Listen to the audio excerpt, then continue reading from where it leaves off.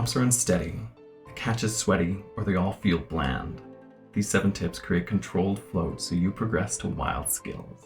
Hi, I'm Jillian. And I'm Bryce. The first thing to figure out is how you each like your arms. Try some reps with the base's arms straight and the flyers bending, and try some with both rolls arms bending.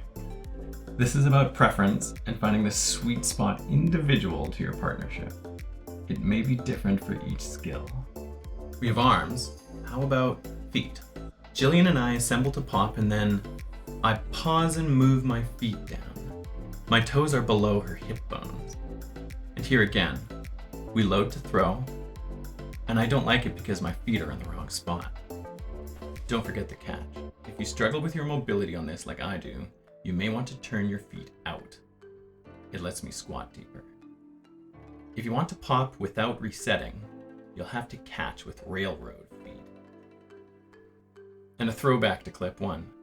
Check out my elbow angles. My arms are bent, but I hold my hands in place. Watch for this while we look at tip 3. The grip, or lack thereof. I bet you know the kipping pop hands. They're clasped like in bird. But for flat pops, we each make our hands flat. This allows for finger flick, which is acquired for advanced Icarian pops. Practice this grip now, so it comes easy when you need it. Maybe this seems like a lot at this point. Where can you start? With a good warm-up. Bases can prep for pops with quiet jumping squats. Don't make a sound. Your flyers will thank you. Quieter, Bryce, quieter! Flyers, holding this shape enhances each pop. Warm up in plank and lift each limb. And then with your base, get these 3 pieces into position. Relaxed here. Shoulders, core, leg. You can see how important this shape is in these kipping pops.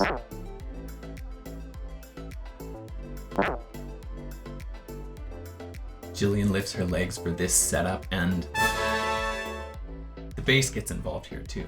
Jillian has locked in her shape, and now I've fiddled with the position in an exaggerated way.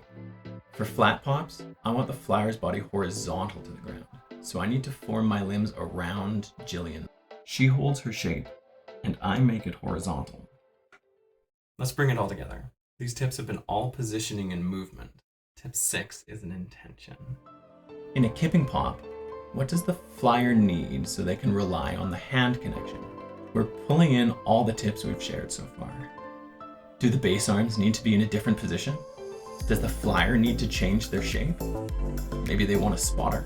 Tinker with how the whole move feels so you can morph your pops from this to this.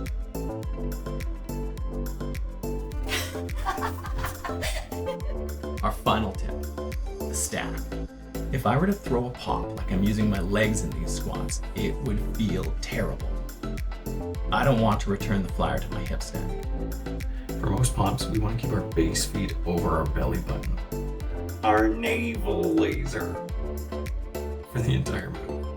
Setup, load, throw, receive, reset.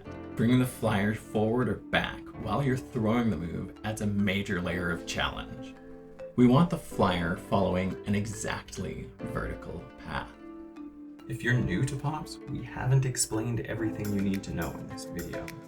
Attend local classes if you want to learn this skill from the beginning. If you like this and want to support the channel, share it with everyone you think would enjoy it. There's more to come.